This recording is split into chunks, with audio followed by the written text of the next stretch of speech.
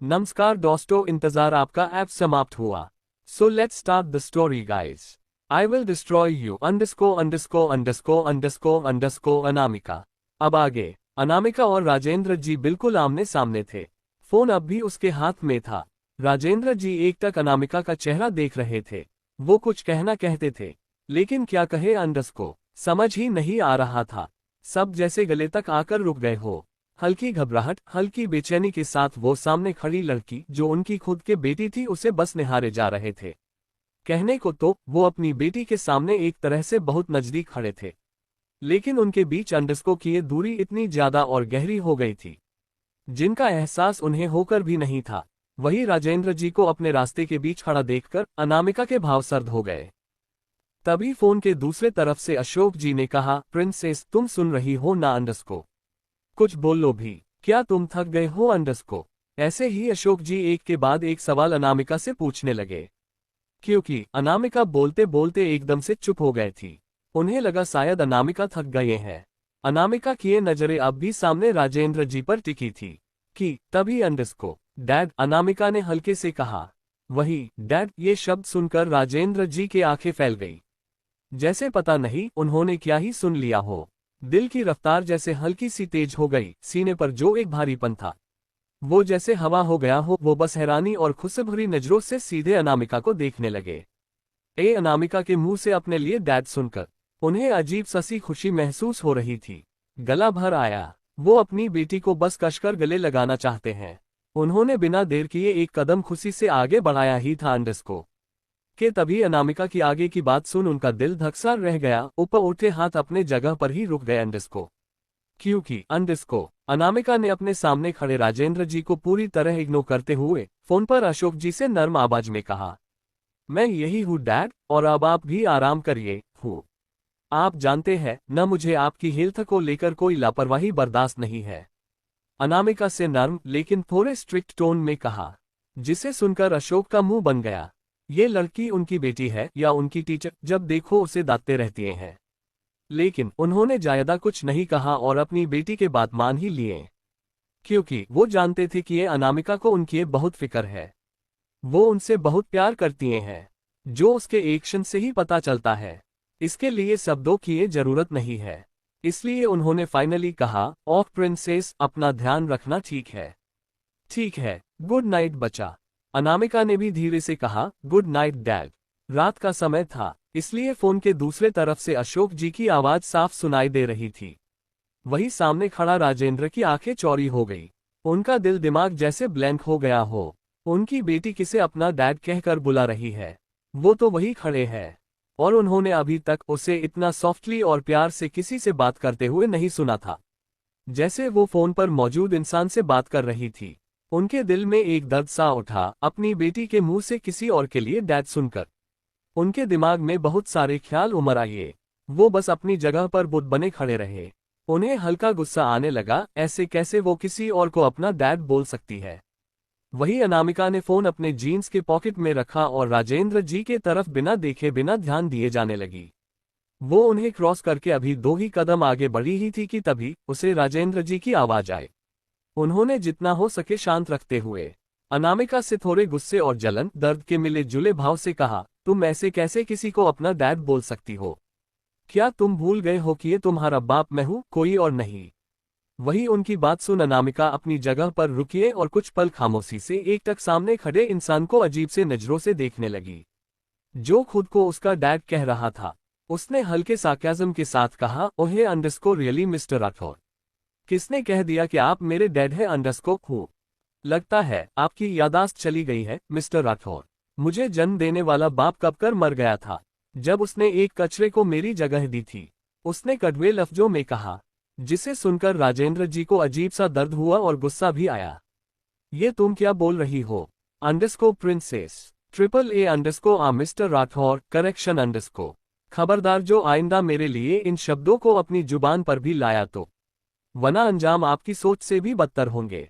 याद रहे, और आइंदा मुझसे फालतू के रिश्ते जोड़ने की जुर्जरत करिएगा, अनामिका ने सर्द आवाज में कहा, जिस राजेंद्र जी का दिल कांप उठा।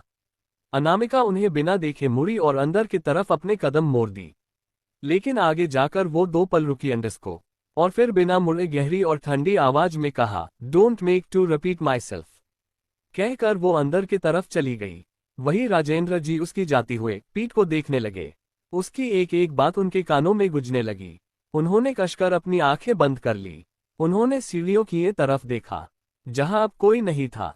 अनामिका जा चुकी थी। राजेंद्र जी ने बस सुनी आंखों से एक बार उस तरफ देखा और फिर बिना कुछ बोले अपने रूम की तरफ चल दिए। वही किचन के पास खड़ी कियारा सब कुछ देख और सुन रही थी कि कैसे उसके दान ने अनामिका से बात करने की कोशिश की। ये देख उसने कसकर अपनी मुठिया बिछ ली। वही अपर कॉरिडोर के पास अंधेरे में अनामिका गौर से उनके फेशियल एक्सप्रेशन को नोटिस कर रही थी। वही उन्हें इतना बेचैन और परेशान देखकर उनके होठों पर एक खतरनाक स्माइल आ गए। वो कुछ पल उस तरफ देखती रही, फिर आराम से सीटी बजाते हुए अपने रूम के तरफ चल दे। वही उसके सीटी की आवाज पूरे हॉल में गूंज रही थी, जो सच में बेहद क्रीपी था। अंडिस्को दूसरे तरफ कियारा अपने रूम में बैठी परेशान सी इधर उधर चक्कर काट रही थी। उसे अनामिका का कोल्ड बिहेवियर, उसका खतरनाक बातें, सब कुछ उसे परेशान कर रही थी। वो गुस्से से बौखलते हुए बेड पर आकर बैठ गई। उसका एक हाथ अपने गले पर था। उसे पता नहीं क्यों कल से बॉडी में अजीब सी जलन हो रही थी, अपने शरीर में खुजली हो रही थी, लेकिन उसने ज्यादा ध्यान नहीं दिया इस बात पर। फिलहाल तो उसका सारा फोकस अनामिका पर था। नो अंडरस्को अनामिका, मैं बहुत अच्छे से समझ रही हूँ, तुम ये सब बस मेरा सब कुछ चिन्हने के लिए कर रही हो ना। मुझे सब समझ आ रहा है। तुम ये सब करके सबका ध्यान अपनी तरफ करना चाहती हो। उसने अपना सर झुकाया हुआ था, जैसे कुछ सोच रही थी। वो उठी और सीधे शीशे के सामने खड़ी होकर एक टक अपने अक्ष को शीशे में देखने लगी। आंखें लाल, चेहरा हल्का सूजा हुआ, सर पर पट्टी और हाथ में प्लास्टर। उसकी हालत जब से अनामिका आए है तब से खराब हो गई है। कियारा ने अपनी हालत देखकर कसकर अपनी मुट्ठी बना लिए और खुद को घूरते हुए कहा, बदला लेने आए हो न तुम मुझसे अंडरस्को, क्योंकि मैंने ही तुम्हें उस दिन पहाड़ी से धक्का जो दिया था ताकि तुम मर जाओ। कहकर जोर जोर से पगलों की तरह हंसने लगी। फिर अचानक चुप होकर गुस्से से दांत पिसते हुए बोली, अंडरस्को मैंने सोचा था तुम मर जाओगी, लेकिन नहीं, बहुत मोटी चमड़ी की जान है तुम्हारी, जो बच गई है अंडरस्को तुम। लेकिन क्या फायदा, देखो आज मैंने तुमसे तुम्हारा परिवार छीन लिया, तुम्हारे माँ बाप भाई, ये घर तुम्हारी जगह, तुम्हारा ओहदा, सब कुछ। मेरी आंखों में एक आंसू बर्दाश्त नहीं कर सकते हैं कोई भी। अब मैं तुमसे वो चीज भी छीनूंगी जिसके पीछे तुम पागल थी। मैं तुम्हें बर्बाद कर दूंगी अनामिका, कियारा ने पगलों की तरह चीखते हुए कहा। आई विल डिस्ट्रॉय यू अंडरस्को कहकर चीखते हुए उसने अपने साइड में पड़े वास को जोर से शीशे पर फेंक दिया, जिससे शीशा चकनाचूर हो गया, जिसमें उसका चेहरा बेहद दर्वना लग रहा था। अंडरस्को वही फोर्थ फ्लोर पर अनामिका आराम से सीटी बजाते हुए शीशे के सामने खड़ी आई टॉवल से अपने बाल पोंछ रही थी। वही बाल पोंछने के बाद उसने अपने आप को एक नज़र शीशे में देखा। फिर उसका ध्यान ठीक उसके सामने एक टैबलेट पर गया, जिस पर एक लाइव वीडियो चल रही थी, और ये किसी और के नहीं, कियारा के रूम के फुटेज दी। उसे देखते ही अनामिका के चेहरे पर गहरी मुस्कुराहट आ गई। अंडरस्को दूसरी तरफ राजेंद्र जी अपनी बालकनी में खड़े चांद की तरफ देख रहे थे, बिल्कुल खामोश, किसी सोच में गुम थे। तभी उनके कंधे पर किसी ने अपना हाथ रखा, जिसके कारण वो अपनी ख्यालों के दुनिया से बाहर आए और मुड़कर राधिका जी को देखा, जो ठीक उनके पीछे खड़ी थी। राधिका जी ने थोड़ा परेशान होते हुए कहा, क्या हुआ राजेंद्र जी, आप अभी तक सोए नहीं, कोई परेशानी है क्या? वही उनकी चिंता देख राजेंद्र जी हल्का सा मुस्कुराए। फिर उन्होंने सामने देखते हुए कहा, मुझे नींद नहीं आ रही राधा। क्या हुआ राजेंद्र जी अंडरस्को, आपकी तबीयत तो ठीक है ना? राधिका जी ने परेशान होते हुए कहा। राजेंद्र जी ने बेहद शांति से कहा, मैं ठीक हूँ, वैसे एक बात पूछूं आपसे राधा? राधिका जी ने देखा कि वो आज कुछ अलग तरीके से बात कर रहे हैं, तो उन्हें थोड़ा अजीब लगा। फिर भी उन्होंने थोड़े परेशान होते हुआ कहा, हाँ पूछिए ना, क्या बात है अंडरस्को? राजेंद्र जी ने एक बार उनका चेहरा देखा और फिर उनकी तरफ मुड़कर उनकी आंखों में आंखें डालकर उन्हें देखते हुए कहा, अनामिका हम दोनों की बेटी है, सगी बेटी, खून है वो हम दोनों को, फिर भी आप उसे इतनी नफरत क्यों करती है अंडरस्को? राधिका जी उसका सवाल सुन के पल के लिए ब्लैंक हो गई। उसे समझ नहीं आया कि वो क्या बोले क्या कहे। वो बस एकटक राजेंद्र जी के आंखों में देखने लगी, जैसे कुछ ढूंढ रही हो। अनामिका का नाम लेने भर से राधिका जी के चेहरे पर हल्का बदलाव आ गया, जो राजेंद्र जी से छुप नहीं पाया था। राधिका जी ने एक गहरी सांस ली और कहा, ये आप अचानक से उस लड़की के बारे में क्या पूछ रहे हैं? और रही बात नफरत करने की, तो वो लड़की नफरत करने के लायक ही है। माना मैंने उसे अपने कोख से जन्म दिया है, लेकिन वो वक्त के साथ और बिगड़ गई है। आप हमारे कियारा को देखिए, जानती हूँ वो मेरी सजी औलाद नहीं है, लेकिन उससे भी बढ़कर है मेरे लिए। वो मुझे उस समय मिली थी जब मैं टूट चुकी थी। वो एक उम्मीद की किरण बनकर आई थी मेरी जिंदगी में। उसके अंदर मेरे संस्कार है। वो कितनी मासूम है, जिससे वो लड़की बचपन से ही नफरत करते आए हैं। उसे हमेशा नुकसान पहुंचाया है, और उसने तो कियारा को लगभग मार ही दिया था। मुझे उससे नफरत है। मैं भगवान से मनाती हूँ कि ये काश वो मेरी औलाद नहीं होती तो कितना अंडस्को। राधिका अंडस्को, राजेंद्र जी ने गुस्से से चिल्लाया। वो नहीं समझ पा रहे थे कि वो अपनी खुद ही बच्ची से इस कदर नफरत करती है। माना कि वो भी कियारा से प्यार करते हैं। उन्होंने उसे अपने हाथों से पाला है, इतना बड़ा किया है। कियारा उनकी जान थी, लेकिन अनामिका तो उनका अपना खून है। राधिका जी के शब्दों ने उन्हें हिला कर रख दिया। उन्हें अचानक से अपनी पिता की ये बातें याद आने लगी। वही उनके इस तरह से चीखने से राधिका सहम गई। उसे समझ नहीं आया कि उनके पति तो उससे ऊंची आवाज में बात तक नहीं करते थे, आज ऐसा क्या हो गया। अंडस्को, उनके मन में एकदम से अनामिका का ख्याल आया। वो नफरत और गुस्से से बोली, तो उस लड़की के कारण आप अब मुझ पर चिल्ला रहे हैं? राधिका जे ने अपना मुंह मोड़ लिया और गुस्से से कहा, मुझे नहीं सुनना है उस बदतमीज लड़की के बारे में। और वेजवी कल महेश्वरी खंडन यहाँ आ रहे हैं। मुझे उनकी स्वागत की तैयारी भी करनी है। अब मुझे कोई बात नहीं करनी, कहकर वो गुस्से से सोने चली गई। वही राजेंद्र जी बस उसे देखते रह गए। महेश्वरी परिवार इन राठौर मेंशन। अब आगे सुबह का वक्त। आज सुबह से ही घर में अलग ही चहल पहल थी, क्योंकि आज घर में पूजा थी। और पूजा वाले दिन तो हजारों काम रहते हैं। और खास बात यह थी कि आज महेश्वरी परिवार भी इस पूजा में शामिल होने वाला था। महेश्वरी परिवार और राठौर परिवार का रिश्ता बहुत गहरा है, क्योंकि महेश्वरी परिवार के हेड विशंभर जी और रागिनी जी में गहरी दोस्ती है। ये सभी साथ में ही कॉलेज में पढ़ते थे, इसलिए विशंभर जी भी अपने दोस्त से मिलने के लिए सुबह से ही रेडी बैठे हैं। रामू काका अंडस्को, पूजा के लिए जो फूल मैंने आपको बोले थे, खास वो आप लेकर आ गए हैं ना? मैं नहीं चाहती कि पूजा में कोई भी कमी हो, राधिका जी ने मंदिर में से आवाज लगाते हुए कहा। भाभी, मैंने खाने की सारी तैयारी देख ली है, अंडस्को ऑलमोस्ट सब रेडी है। एक बार आप जरा चेक कर लीजिए, कामिनी ने आते हुए कहा और एक लंबी सांस लेकर कहा। बस आज कुछ गड़बड़ न हो, पूजा अच्छे से हो जाए बस अंडस्को। उसके इतना बोलते ही राधिका जी के हाथ रुक गए, जिसे वो बत्ती बना रही थे। उन्होंने साइड में रखी पूजा के लिए लाए सामग्री को देखते हुए कहा, मुझे भी यही चिंता सता रही है। उन्हें डर था कि पिछले कुछ दिनों से जो घर का मोह है, उसका असर आज के पूजा पर न पड़े बस। कोष्टक। खैर, उन्होंने कुछ दिन पहले से ही, मतलब ऑलमोस्ट एक महीने पहले ही डिसाइड किया था कि राजस्थान से आने के बाद मुंबई में एक ग्रह शांति की पूजा होगी।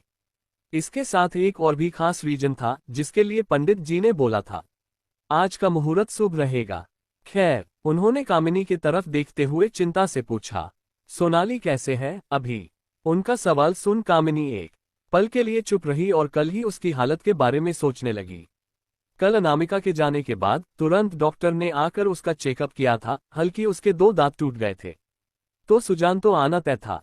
हुआ भी वही, कुछ ही देर में उसका मुंह फूला हुआ गुब्बारा हो गया था। सोनाली ने अपना चेहरा देखा अंडस्को, तो वो पागल सी हो गई, चीजें इधर उधर फेंकने लगी। उसका चेहरा देखने में कुछ ज्यादा ही भयानक लग रहा था। सब लोग बहुत परेशान हो गए थे, इसलिए उसे नींद का इंजेक्शन देना पड़ा। फिर डॉक्टर ने उसे कुछ दवाएं और कुछ स्पेशल इंजेक्शन दिए, जिससे दर्द और सूजन फिलहाल रात तक बहुत हद तक काम हो गया था। लेकिन फिर भी टूटे हुए दांत वो भी आगे का ही, उसके साथ सबके सामने आना थोड़ा बहुत एम्ब्रासिंग था, क्योंकि नकली दांत लगेंगे भी तो अभी नहीं, तो ये हो पाना लगभग नामुमकिन था। यही सब सोचते हुए कामिनी अपने होश में आए और राधिका जी के तरफ देखते हुए थोड़े दुखी मन से बोली, भाभी उसकी हालत ठीक नहीं है, लेकिन सूजन बहुत हद तक कम है। मुझे नहीं लगता कि वो आएगी पूजा में।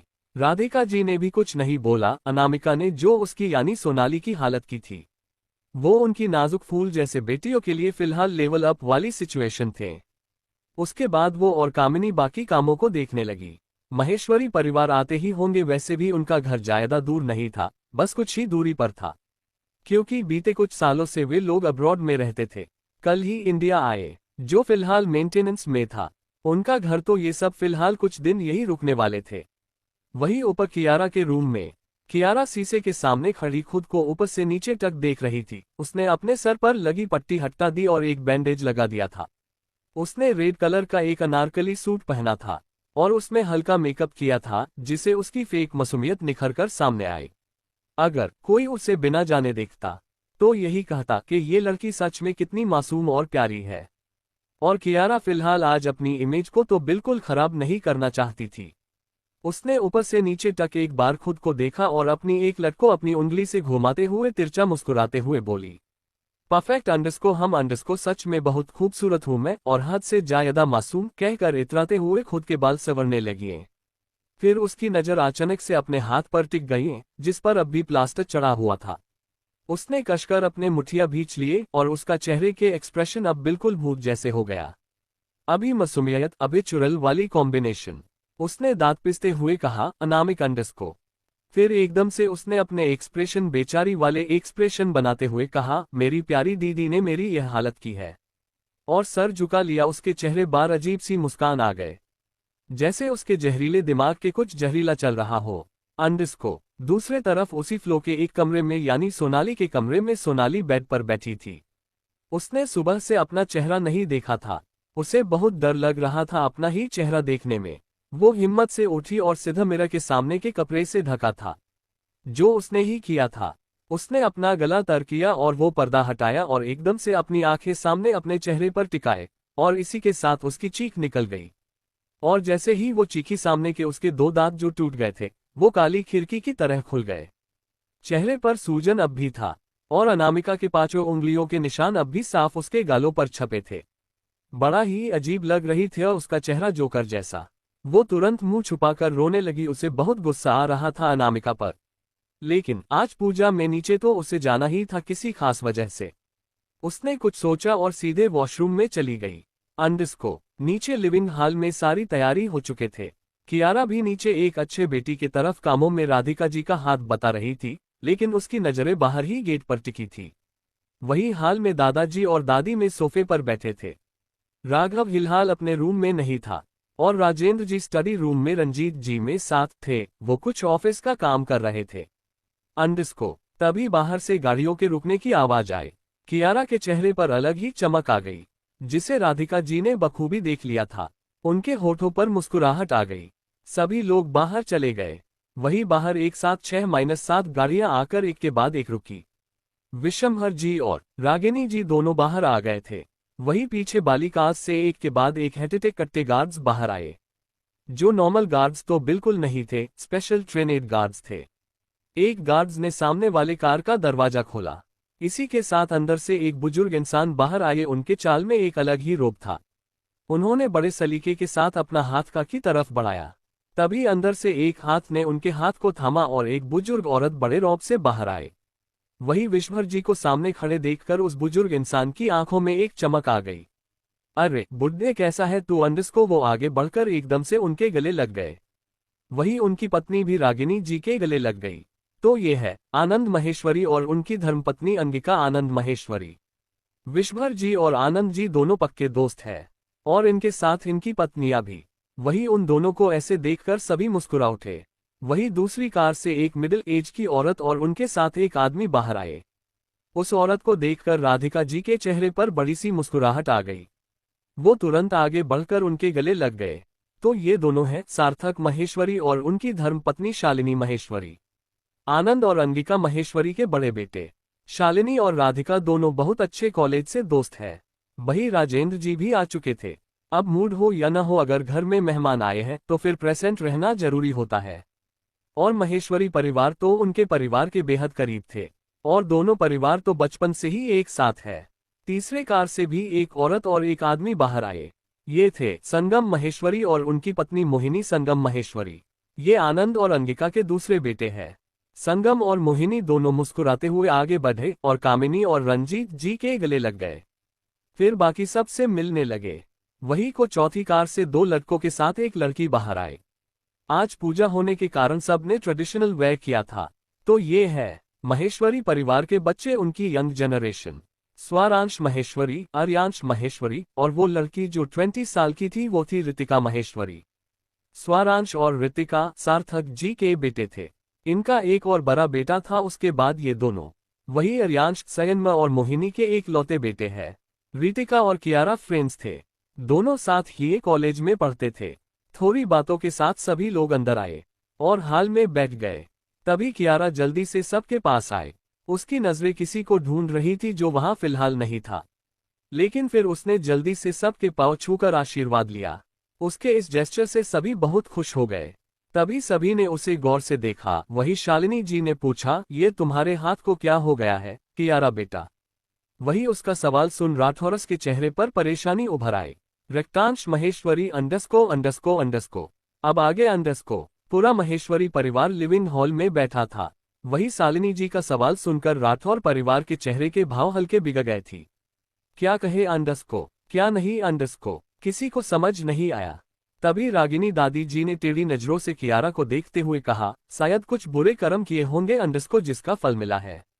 वही उनकी बात सुन सभी एक पल के लिए चुप हो गए। कियारा ने अपना सर झुका लिया और आंखों में आंसू भर आए उसके, लेकिन मन ही मन वो गुस्से से भर गई। ये दादी जी ने अभी अभी उससे ही ताना मारा था जो वो अच्छे से समझ रही थी, लेकिन बोला कुछ नहीं। वही सभी को उसके लिए बुरा लगा। वही साइड वाले सोफे पर बैठे आर्यंश ने अपने बगल में बैठे स्वारांश से कहा, इसने ऐसे कौन से कर्म कर दिए _ जो दादी माँ इतने गुस्से में है? मुझे इससे हमेशा से नेगेटिव वाइब आती है, आप मानो या न मानो _ कहकर आर्यांश ने अजीब नजरों से कियारा को देखा _ उसे पता नहीं क्यों पर ऐसा लगता था जैसे जो वो दिखती है नहीं वैसी। स्वारांश ने उसे घूर कर देखा। उसे कियारा के लिए बुरा लगा। तभी ऋतिका जो कियारा के पास ही खड़ी थी उसने थोड़े चिंता करते हुए कहा, यार अब तो बता _ ये कैसे हुआ तुझे _ अंगिका जी ने भी वही सवाल दोहराया, जिससे कियारा ने हल्के अजीब से दर्द भरे एक्सप्रेशन के साथ धीरे से कहा, कुछ नहीं, बस मैं गिर गई थी, बस हल्का फ्रैक्चर हो गया था। वही राधिका कामिनी बस मन ही मन कियारा के ऐसा कहने से एक लंबी सांस ली।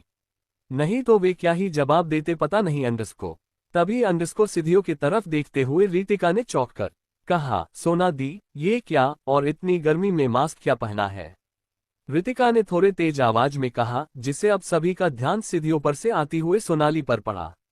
सोनकी ने अपने फेस को छुपने के लिए एक ब्लैक मास्क पहन रखा था, जिसे उसके टूटे दांत कोई देख न ले। फिलहाल _ वो इस हालत में तो किसी को अपना चेहरा नहीं दिखाना चाहती थे। वही आर्यंश वो जब से नीचे आई थी तब से उसे गौर से देख रहा था, क्योंकि जहां वो बैठा था वहां से उसकी साइड प्रोफाइल दिख रही थी। उसने स्वरंश की तरफ झुकते हुए सोनाली को अजीब नजरों से देखते हुए कहा, भाई यहाँ कुछ तो गड़बड़ है। अब मिस चिपकू को क्या हुआ _ चिपकू इसलिए क्योंकि वो सब कॉलेज में साथ ही पढ़ते थे। सोनाली उसके भाई यानी स्वारांश से बहुत चिपकती थी। हर समय वो हमेशा उसके साथ ही रहती थी। स्वरंश भी कुछ नहीं बोलता था, जिसे देखकर आर्यांश को हल्की चिढ़ होती थी। आर्यांश ने धीरे से कहा, अरे भाई _ इसका चेहरा तो देखो, आपको नहीं लगता मास्क में भी इसका चेहरा पहले आज से दुगना लग रहा है, और अजीब भी। स्वारांश ने भी ये चीज नोटिस की पर कुछ बोला नहीं। वही कोई था जो स्वरंश को गौर से देख रही थी। वो थी सिया, जो किचन के पास से उसे देख रही थे। जब उसने नोटिस किया कि ये स्वरंश का ध्यान सोनाली पर है तो उसका चेहरा मुरझा गया था, क्योंकि वो स्वरांश को पसंद करती थी। खैर उसे ये देखा नहीं गया और वो सीधे दूसरे तरफ चली गई। वही सोनाली ने अपने चेहरे के निशान को छुपने के लिए बहुत सारा मेकअप कर लिया और मुंह ढकने के लिए एक मास्क लगा लिया था। मोहिनी ने सोनाली को देखते हुए कहा, सोनाली कुछ बोलो भी, ये तुमने अपना चेहरा क्यों छिपाया हुआ है? अब सोनाली को समझ नहीं आ रहा था कि क्या बोले। वही कियारा तो अंदर ही अंदर हंस रही थी, लेकिन सामने से मासूम से आवाज में कहा, वो मोहिनी आंटी दी को जुकाम हो गया था, इसलिए कोई और इन्फेक्ट ना हो पाए तो उन्होंने मास्क लगा गया। अरे छोड़ो भी ये बातें _ कामिनी ने कहा। उसे डर था कहीं उसकी बेटी की पोल न खुल जाए। सोनाली ने न एक राहत की सांस ली। खैर माहौल को थोड़ा अजीब और अकवर्ड होता देखते हुए राधिका जी ने बात बदलते हुए कहा, अच्छा _ शालिनी रक्तांश कहाँ है? वो आया नहीं अभी तक? वही रक्तांश का नाम सुनकर कियारा के कान खड़े हो गए। वो बेसब्री से इस सवाल का जवाब जानना चाहती थी, जिसके लिए सुबह से वो इतना सज धज कर तैयार हुई थी। तो शालिनी जी ने थोड़ा घमंड से कहा, तुम तो जानती हो ना, राधिका वो काम में कितना बिजी रहता है, उससे फुर्सत ही नहीं मिलती बिजनेस ट्रिप से। देखो ना अंडस्को, आज भी मॉर्निंग में उसकी एक मीटिंग थी तो वो सीधे कंपनी ही चला गया। वो आता ही होगा। वही उनकी बात सुन राधिका जी ने राहत की सांस ली, कम से कम वो आ तो रहा है। उसने हल्की मुस्कान के साथ कहा, हाँ ये तो सही बात है, कितने दिन हो गए उसे देखे हुए। तभी अंगिका दादी जी ने कहा, कियारा बच्चे आप खड़ी क्यों है, यहाँ बैठिए हमारे पास। अंगिका दादी ने उसे अपने पास बैठने के इशारा किया। कियारा तो अंदर ही अंदर खुश थी। उसने हल्के से कहा, जी दादी माँ, और उनके पास जाकर बैठ गए। सभी खुश थे। आए रितिका ने झट से थोड़ी शरारती अंदाज में कहा, वैसे कियारा क्या बात है, आज तुम बड़ी सुंदर लग रही हो, कहीं भाई तुम्हें देखते ही न रह जाए। कियारा उसकी बात पर शर्मा गई। तो शालिनी जी ने कियारा के तरफ प्राउड से देखते हुए राधिका जी से कहा, अब तो बस जल्दी से कियारा हमारी बहू बन जाए। उन्हें कियारा बहुत पसंद थी, बिल्कुल उनके टाइप की ये शांत और प्यारी, मासूम और संस्कारी लड़की। वो रक्तांश की ये शादी बस उससे ही करवाना चाहती थे। अब तक राघव भी आ चुका था। उसने सबके पैर छुए। थोड़ी देर में राजेंद्र, रंजीत, विशंभर जी, आनंद, सार्थक और संगम जी सभी गर्दन में चले गए। वही सारे यंग लोग अपनी बातों में थे और सारी लेडीज अपने अपने बातों में। पूजा में बस कुछ समय बाकी था। कुछ दूरी पर सिया पूजा के चीजें एक बार देख रही थी, लेकिन उसकी नजर रह रहकर स्वारांश पर जा रही थी, जिससे सोनाली को बहुत चीड़ मच रही थी। तो उसने जानबूझकर स्वारांश के कंधे पर अपना सिर रख लिया, जैसे बताना चाह रही हो कि ये वो मेरा है। स्वारांश ने भी कुछ नहीं कहा। वही सिया ने अपनी नजरें फेर ली। उसको बहुत बुरा लग रहा था। वो अपने कामों में लग गई। कामिनी ने ही उसे यहाँ से दूर रखने के लिए कुछ चीजों में उलझा दिया था। वैसे भी सिया खुद उन लोगों के बीच नहीं जाना चाहती थे। तभी बाहर गाड़ियों के रुकने की आवाज आई। सबका ध्यान बाहर के तरफ चला गया। रितिका ने कहा, लगता है भाई आ गए। वही कियारा का चेहरा चमक गया ये सुनकर। तभी सब ने दरवाजे की तरफ देखा तो एक शख्स अंदर आ रहा था। वी उसे देखकर सबके चेहरे पर मुस्कुराहट आ गई। वो कॉल पर किसी से बात करते हुए अंदर आ रहा था। वही उसके पीछे कुछ गॉड्स थे जो दरवाजे पर ही खड़े हो गए थे। लो, रक्तांश भाई भी आ गए, आर्यांश ने उस इंसान को देखते हुए कहा। वही वो इंसान यानी रक्तंश महेश्वरी, इंडिया में टॉप एक बिजनेसमैन में से एक, ओबरॉय कॉर्पोरेशन का सीईओ। Arrogant, rude, attractive. लड़कियां पागल थी इनके पीछे। शालिनी ने गर्व से अपने बेटे को देखा। वही रक्तांश सबसे पहले आकर दादाजी के पैर छुए। बाकी सबको बस हेलो कहकर सोफे पर जाकर बैठ गया। वो बाहर पहले ही सबसे मिल चुका था। वही कियारा गौर से उसे ऊपर से नीचे तक तार रही थी। ब्राउन बिजनेस शीट में वो सच में बहुत हैंडसम और अट्रैक्टिव लग रहा था। रितिका ने हल्के कियारा के कंधे पर हाथ मारा, जिससे वो होश में आए और शर्मा गई। वो तुरंत उठकर सीधे एक ग्लास जूस लेकर सीधे रक्तांश के पास आकर उसके सामने बढ़ते हुए हल्की मुस्कुराहट और दुनिया भर के मासूमियत के साथ बोली, रक्तंश जी, और उसके सामने एक जूस का ग्लास बढ़ा दिया। वही रक्तंश ने बिना उसकी तरफ ध्यान दिए जूस पाने लगा। कियारा का चेहरा काला पड़ गया। रक्तांश ने एक बार ढंग से देखा तक नहीं उसे, लेकिन वो जबरदस्ती मुस्कुराए। वही उन दोनों को इस तरह देखकर राधिका जी और शालिनी जी के मन में कुछ अलग ही ख्याल उमड़ रहे थे। खैर, कुछ देर बाद एक बार फिर से बाहर से गाड़ियों की आवाज सुनाई दी। तो कामिनी ने कहा, भाभी और भी कोई आने वाले हैं क्या? वही राधिका जी तो खुद सोच रही थी कि फिलहाल अभी कौन आया है, पंडित जी तो आधे घंटा में पहुंचने वाले हैं। तभी सभी ने गेट की तरफ देखा तो एक पतली सी परछाई अंदर आ रही थी। दादाजी और दादी माँ के चेहरे पर मुस्कान खिल गए। उन्होंने खुशी के साथ कहा, प्रिंसेस। बकी सभी उलझन में था और इसे देखा। केयरिंग साइड ऑफ अनामिका अंडरस्को, कुछ ये अंडरस्को, अब आगे अंडरस्को। वही अनामिका जो धीरे धीरे फोन पर बात करते हुए अलग ही रौब के साथ अंदर आ रही थी। उसने ब्लैक हाई वेस्ट पैंट के साथ सेलेवलेस ब्राउन टॉप पहना था। उसकी लंबे वेवी हेयर कमर तक लहरा रहे थे। चेहरे पर वही कोल्ड एटीट्यूड, उसके हर कदम में वही ग्रेस और खतरनाक ऑरा, वही दबदबा था। वो बिल्कुल कतील ना लग रही थी। आज सुबह ही उसे कंपनी के काम से उसे सवेरे ही जाना पड़ा था। उसने विशंभर जी को इन्फॉर्म कर दिया था। वही वो जैसे ही लिविंग हॉल में आए, सभी की नजरें जैसे उस पर टीक से गई। सभी बस एकटक अनामिका को देखने लगे। तभी आर्यंश ने एकदम से कहा, जियोजिस ब्यूटी अंडरस्को, कोई इतना सुंदर कैसे हो सकता है? वही कियारा और सोनाली के चेहरे देखने लायक था। और रितिका जो अपने आप को सुपीरियर समझती थी, उसे भी अनामिका की खूबसूरती से जलन हो रही थी। वही किचन के बाहर आई सिया का ध्यान जैसे ही अनामिका पर गया, उसका चेहरा एकदम से खिल गया। उसने अपना चश्मा ठीक किया और सीधे अनामिका के पास आकर खड़े हो गई। वही अनामिका जो कॉल पर थी, उसने एकदम से सामने देखा जहां सिया मुस्कुराते हुए उसे ही देख रही थी। उसकी स्माइल देख अनामिका के चेहरा नर्म पर गया और हल्की छोटी सी मुस्कुराहट उसके चेहरे पर आ गए। तभी उसका ध्यान सिया के हाथ पर गया, तो उसकी मुस्कान देखते ही देखते गायब हो गई और आंखें कठोर हो गई। उसने हल्के से उसका हाथ थामा। सिया को पहले तो कुछ समझ नहीं आया, लेकिन जैसे ही उसका ध्यान उसकी हाथ पर गया, वो एकदम से घबरा गई हैं। उसका हाथ जला हुआ था। अब सिया को समझ आया मैं अनामिका क्यों गुस्से में है।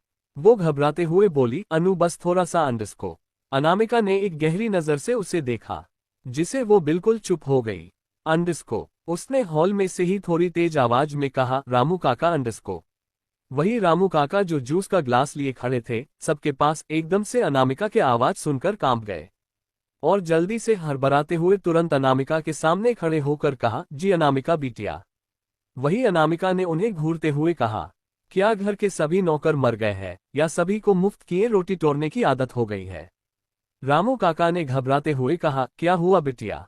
सिया, जो अब बिल्कुल चुप हो गई थी, उसने एक बार अपने जले हुए हाथ की तरफ देखा। ये सुबह किचन में काम करने से हुआ था।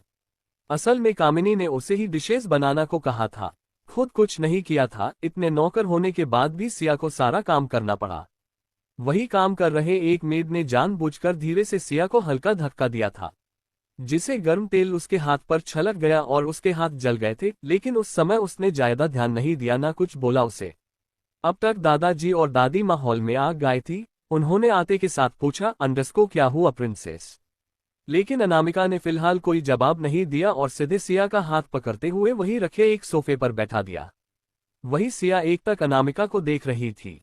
आज तक किसने कभी उसके लिए ऐसे स्टैंड नहीं लिया था या उसके घाव पर मरहम लगाए थे। उसकी आंखों में हल्की नमी आ गई थी। अब तक वहां सभी नौकर भी गए थे। अनामिका ने अपनी ठंडी नजरें एक मेड पर डाली तो वो एकदम से सिहर गई और जल्दी से फर्स्ट एड बॉक्स लाने चली गई। कुछ देर में वो मेड जल्दी से फर्स्ट एड बॉक्स लेकर आए। अब तक सभी वहां जमा हो गए थे। रितिका ने थोड़ा चिढ़ते हुए कियारा से पूछा, ये कौन है अंडरस्को, और एक छोटी से चोट पर इतना ओवररिएक्ट क्यों कर रही है। कियारा ने कोई जवाब नहीं दिया। अब तक अनामिका ने सिया के हाथ में आराम से दबाए लगाए। उसके चेहरे पर जीरो एक्सप्रेशन थे। वही वो मेड डर से कांप रही थी। उसने ये सब कामिनी के कहने पर किया था। सिया बच्चे, ये आपका हाथ कैसे जला और अपने बताया क्यों नहीं बचे, दादी मी ने प्यार से पूछा। लेकिन सिया ने बस इतना कहा, कोई बात नहीं दादी, वो किचन में काम करते वक्त अंडरस्को अपर अंडरस्को जानते हैं न, मुझे खाना बनाना अच्छा लगता है। स्वरंश गौर से सिया को देख रहा था, जिसे देख सोनाली के मुठिया भींच ले। वो नफरत से सिया को देखने लगी। तभी अनामिका ने उन नौकरों को देखते हुए ठंडे आवाज में कहा, मैंने कल क्या कहा था अंडरस्को। क्या तुम लोग इतनी जल्दी भूल गए हो या याददाश्त कुछ ज्यादा ही कमजोर होने लगी है तुम लोगों की। सारे नौकरों के हालात खराब हो गई। वो सभी जानते थे कि वो सिया को हमेशा से तंग करते थे। TCH_TCH_TCH मुझे गलतियां पसंद नहीं, और तुम लोग बार बार वही करते हो। अनामिका ने बेहद आराम से अफसोस के साथ कहा। वही कोई था जो अनामिका के एक एक एक्सप्रेशन को बेहद गौर से बिना पलके झपकाए देख रहा था और गौर से ऑब्जर्व कर रहा था। रक्तंश, जो अब भी वही सोफे पर बैठ जब से अनामिका आई थी तब से उसे ही देख रहा था। उसके कुछ अजीब सी फीलिंग आ रही थी, कहीं अनामिका फिर से कुछ उल्टा सीधा हरकत न कर दे। राधिका जी ने एकदम से थोड़ा घबराते हुए कहा, वो अंडरस्को हो सकता है, गलती से उसका हाथ जल गया हो। आज घर में पूजा है तो सारे नौकर बस घर के कामों में बिजी थे। करेक्शन अंडरस्को मिसेस राठौर अंडरस्को घर के सभी नौकर काम कर रहे थे, लेकिन सियादी कोई नौकर नहीं है। और रही बात काम करने की है तो ये अपने अपने फूल कुमारी उर्फ मिस मेक को क्यों नहीं बोला काम करने। एक हाथ ही न टूटा है, दूसरा तो सही सलामत है। या आप चाहते हैं कि वो भी अंडरस्को। नहीं अंडरस्को नहीं। राधिका जी एकदम से घबरा गई, कहीं अनामिका गुस्से में उसकी बेटी का दूसरा हाथ भी न तोड़ दे। शालिनी जी जो एक टक अनामिका को देख रही थी, उसने एकदम से कहा, तुम इतना ओवर रिएक्ट क्यों कर रही हो, बस थोड़ा सा जल ही तो गया है। Who the hell are you अंडरस्को। मुझे मेरी बात काटने वाले लोग बिल्कुल पसंद नहीं अंडरस्को। क्या अंडरस्को, सही सुना अपने अंडरस्को। अनामिका ने हल्के से अपनी गर्दन टेढ़ी करके शालिनी को देखा। वही उसकी अजीब सी नजरों से शालिनी को घबराहट होने लगी। वही अनामिका ने शालिनी जी को बोरियत से देखा। उसने बहुत अच्छे से पहचान लिया था, आखिर कैसे नहीं पहचानती उस औरत को जिसने उसकी जिंदगी तबाह करने में कोई कसर नहीं छोड़ी थी। और यही नहीं, उसके साथ हरिया, मोहिनी और ऋतिका, ये सभी लोगों ने उसकी जिंदगी नर्क बनने में कोई कसर नहीं छोड़ी थी। नरक के राक्षस भी इनसे अच्छे ही होंगे। बेइज्जती ताने क्या क्या नहीं सुने उसने। वही अनामिका के ऐसे सवाल पूछने से शालिनी को काफी इंसल्ट फील हुआ। तभी बात को आगे बढ़ता देख रागिनी दादी ने अनामिका को शांत करते हुए कहा, प्रिंसेस, आपने इन्हें पहचाना नहीं, ये शालिनी महेश्वरी है और ये सभी महेश्वरी परिवार के लोग हैं, और इनसे मिली ये है आपके दादाजी के खास दोस्त आनंद महेश्वरी और अंगिका महेश्वरी। उन्होंने एक एक करके सबसे इंट्रोड्यूस करवाया। फिर रागिनी दादी ने सबको अनामिका से इंट्रोड्यूस करवाते हुए कहा, ये है हमारी प्रिंसेस, हमारी पोती अनामिका राठौर। वही सबको शौक सा लगा। रक्तंश ने गौर से अनामिका को देखा, कुछ यादें एकदम से उसके दिमाग में घूम गए। एक छोटी करीबन 11 साल के लड़की 18 साल के लड़के के पीछे भागते हुए कह रही थी, मैं आपसे दोस्ती करके रहूंगी मिस्टर करो। वही तो लड़का चिढ़ते हुआ पलटते हुए गुस्से से कहा, मैंने कितने बार बोला है तुमसे दूर रहो मुझसे। मुझे तुमसे कोई दोस्ती नहीं करूंगा कभी नहीं, बेवकूफ लड़की, जाकर पढ़ाई करो। वही वो लड़की आंखों में आंसू लिए उसकी तरफ उम्मीद से देख रही थी और रोए जा रही थी। तभी एक चीखने के आवाज आए। रक्तांश ने मुड़कर देखा तो कियारा नीचे गिरी हुई थी। वो भागकर उसके पास गया और उसे गोद में उठाकर सीधे घर के अंदर लेकर गया, क्योंकि कियारा को चोट लग गई थी। वही पीछे वो लड़की यानी अनामिका वही रोती रह गए। वो अपनी सोच से बाहर आया। आज के लिए इतना। Hi guys, like and review जरूर दीजिएगा guys. Thanks for watching my friends. Next episode come soon, take care and bye.